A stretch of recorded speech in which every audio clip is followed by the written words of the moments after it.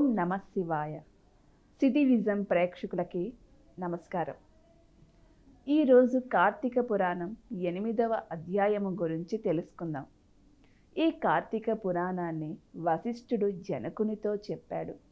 ఈ కథ స్కాంద పురాణంలో చెప్పబడింది. నేటి భాగంలో శ్రీహరి నామస్మరణ ధన్యోపాయం గురించి చెప్పారు. ఈ పవిత్ర గాథ తెలుసుకునే ప్రయత్నం చేద్దాం.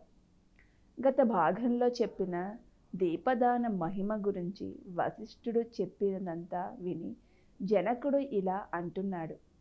మహానుభావ, తమరు చెప్పిన ధర్మములన్నిటినీ శ్రద్ధగా వింటిని. అందు ధర్మము బహు సూక్ష్మమనియు పుణ్యం సులభంగా కలిగిననియు అది నది స్నానము, దీపదానము, ఫలదానము, అన్నదానము, వస్త్రదానము వలన కలుగుననియు చెప్పితిరి. ఇట్టి స్వల్ప ధర్మముల చేతనే మోక్షము లభించుచుండగా వేదోక్తముగా యజ్ఞ యాగాదులు చేసినా గాని పాపములు పోవని మీ వంటి మునుశ్రేష్ఠులే చెప్పుచుందురు కదా. మరి తమరు ఇది సూక్ష్మములో మోక్షముగా కనబరిచినందుకు నాకు అమితాశ్చర్యము కలుగుచున్నది. దుర్మార్గుడు కొందరు సదాచారములను పాటింపక వర్ణశంకరులై రౌరవాది నరక హేతువులగు మహాపాపములు చేయువారు ఇంత తేలికగా మోక్షము పొందుట వజ్రపు కొండను గోటితో పెగిలించుట వంటిది. కావున దీని మర్మమును విడమర్చి విపులీకరించమని ప్రార్థించుచున్నాను అని కోరగా అంతట వశిష్ఠుల వారు చిరునవ్వు నవ్వి, జనక మహారాజా, నీవు వేసిన ప్రశ్న సహేతుకమైనదే. నేను వేదంగములను కూడా పఠించిన వాడను. వానిలో కూడా సూక్ష్మ మార్గాలున్నవి. అవి ఏమనగా సాత్విక, రాజస, తామసములు అని ధర్మము 3 రకములు. సాత్వికమనగా దేశకాల పాత్రలు 3ను సమకూడిన సమయమును సత్వమను గుణము జనించి ఫలమంతమై పరమేశ్వర అర్పితము గావించి మనోవాకాయ కర్మలచే వనర్చిన ధర్మము అధర్మమందు అంతటా ఆధిక్యత కలదు. సాత్విక ధర్మము సమస్త పాపములను నాశనమొనర్చి పవిత్రులను చేసి దేవలోక భూలోక సుఖములు చేకూర్చును. ఉదాహరణముగా తామ్రవర్ణ నది సముద్రమున కలియు తావునందు స్వాతి కార్తెలే ముత్యపు చిప్పలో వర్ష బిందువు పడి ధగధగ మెరసి ముత్యమైన విధానముగా సాత్వికత వహించి సాత్విక ధర్మమాచరించుచు గంగా, యమున, గోదావరి, కృష్ణ నదుల పుష్కరాలు మొదలగు పుణ్యకాలములయందు దేవాలయములు యందు వేదములు పఠించి సదాచారుడై కుటుంబికుడైన బ్రాహ్మణునకు ఎంత స్వల్పదానము చేసిననో ఆ నదీ తీరమందున్న దేవాలయంలో జపతపాదులొనంచినను విశేష ఫలమును పొందగలరు. రాజస ధర్మమనగా ఫలాపేక్ష కలిగి శాస్త్రోక్త విధులను విడిచి చేసిన ధర్మం. ఆ ధర్మం పునర్జన్మ హేతువై కష్టసుఖాలు కలిగించునదుగును. తామస ధర్మమనగా శాస్త్రోక్త విధులను విడిచి దేశకాల పాత్రలు సమకూడని సమయమున డాంబిక చరణార్థం చేయు ధర్మం. ఆ ధర్మం ఫలమునియ్యదు. దేశకాల పాత్రము సమకూడినప్పుడు తెలిసి గాని తెలియక గాని ఏ స్వల్ప ధర్మం చేసినను గొప్ప ఫలమునిచ్చును. అనగా పెద్ద కట్టెల గుట్ట చిన్న అగ్ని కణముతో భస్మమగునట్లు శ్రీమన్నారాయణుని నామము తెలిసి కాని తెలియక గాని ఉచ్చరించిన వారి సకల పాపములు పోయి ముక్తి నొందుదురు. దానినొక ఇతిహాసము కలదు. ఆ కథ శ్రద్ధగా విను అంటూ ఆజామీలుని కథ ఈ విధంగా చెబుతున్నాడు. పూర్వకాలమందు కన్యాకుబ్జమను నగరమున 4 వేదములు చదివిన ఒక విప్రుడు కలడు. అతని పేరు సత్యవ్రతుడు. అతనికి సకల సద్గుణ రాశియగు హేమవతియను భార్య కలదు. ఆ దంపతులు అన్యోన్య ప్రేమ కలిగి అపూర్వ దంపతులని పేరు బడసిరి. వారికి చాలా కాలమునకు లేక లేక ఒక కుమారుడు జన్మించెను.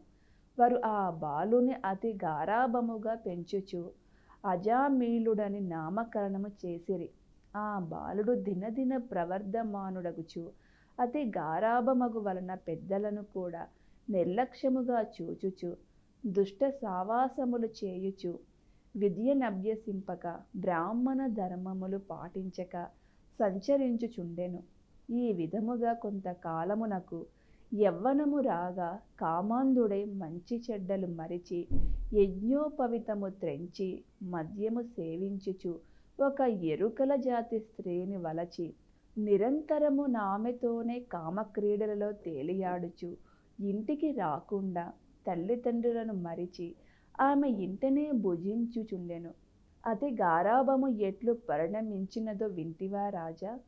తమ బిడ్డలపై ఎంత అనురాగమున్ననో పైకి తెలియబర్చక చిన్ననాటి నుంచి అదుపు ఆజ్ఞలతో నుంచకపోయిన ఎడల ఈ విధంగానే జరుగును. కావున అజామీలుడు కులభ్రష్టుడు కాగా వాని బంధువుల తనని విడిచిపెట్టిరి. అందుకు అజామీలుడు రెచ్చిపోయి వేట వలన పక్షులను జంతువులను చంపుతూ కిరాత వృత్తిలో జీవించుచుండెను. ఒక రోజున ఆ ఇద్దరు ప్రేమికులు అడవిలో వేటాడుతూ ఫలములు కోయుచుండగా ఆ స్త్రీ తేనె పట్టుకై చెట్టు ఎక్కి తేనె పట్టు తీయబోగా కొమ్మ విరిగి క్రిందపడి చనిపోయెను. ఆజామీలుడు ఆ స్త్రీ పైబడి కొంతసేపు ఏడ్చి తరువాత ఆ అడవి యందే ఆమెను దహనము చేసి ఇంటికి వచ్చెను. ఆ ఎరుకుల దానికి అంతకు ముందే ఒక కుమార్తె ఉండెను. కొంతకాలమునకు ఆ బాలికకు యుక్త వయస్సు రాగా కామాంధకారముచే కన్నుమిన్ను గానక ఆజామీలుడు ఆ బాలికను కూడా చేపట్టి ఆమెతో కూడా కామ క్రీడలలో తేలియాడుచుండెను. వారికి ఇద్దరు కొడుకులు కూడా కలిగిరి. ఇద్దరూ పురిటిలోనే చనిపోయిరి. మరుల ఆమె గర్భము ధరించి ఒక కుమారుని కనెను. వారిద్దరూ ఆ బాలునికి నారాయణ అని పేరు పెట్టి పిలుచుచు ఒక్క క్షణమైనను ఆ బాలుని విడువక ఎక్కడకు వెళ్ళినా వెంటబెట్టుకొని వెళ్ళుచు నారాయణ నారాయణ అని ప్రేమతో సాకుచుండిరి. కాని నారాయణాయని స్మరించిన ఎడల తన పాపములు నశించి మోక్షము పొందవచ్చునని మాత్రం అతనికి తెలియకుండెను. ఇట్లు కొంతకాలము జరిగిన తర్వాత అజామీలునకు శరీర పటుత్వము తగ్గి రోగగ్రస్తుడై మంచము పట్టి చావునకు సిద్ధపడి ఉండెను. ఒకనాడు భయంకరాకారములతో పాసాది ఆయుధములతో యమభటులు ప్రత్యక్షమైరి. వారిని చూచి ఆజామీలునకు భయము చెంది కుమారుని పైనున్న వాత్సల్యము వలన ప్రాణము విడవలేక నారాయణ నారాయణ ఎనుచునే ప్రాణములు విడిచెను. అజామీలుని నోట నారాయణ నారాయణ ఎను శబ్దము వినబడగానే యమభటులు గడగడ వనకసాగిరి. అదే వేళకు దివ్యమంగళకారులు శంఖచక్ర గదాధరులు యగు శ్రీమన్నారాయణుని దూతలు విమానములో నచ్చటికి వచ్చి, ఓ యమభటులారా, వీడు మావాడు, మేము వీరిని వైకుంఠమునకు తీసుకొని పోవుటకు వచ్చితిమి అని చెప్పి ఆజామీలుని విమానమెక్కించి తీసుకొని పోవుచుండగా యమదూతలు, అయ్యా మీరెవ్వరు? వీడు అతి దుర్మార్గుడు, వీరిని నరకమునకు తీసుకొని పోవుటకు మేమిచ్చటికి వచ్చితిమి, కావున వారిని మాకు వదులుడని కోరగా విష్ణుదూతలు ఇట్లు చెప్పదొడంగిరి. వారేమి చెప్పినారో తర్వాయి భాగంలో 9వ భాగంలో తెలుసుకుందాం. ఓం నమః శివాయ.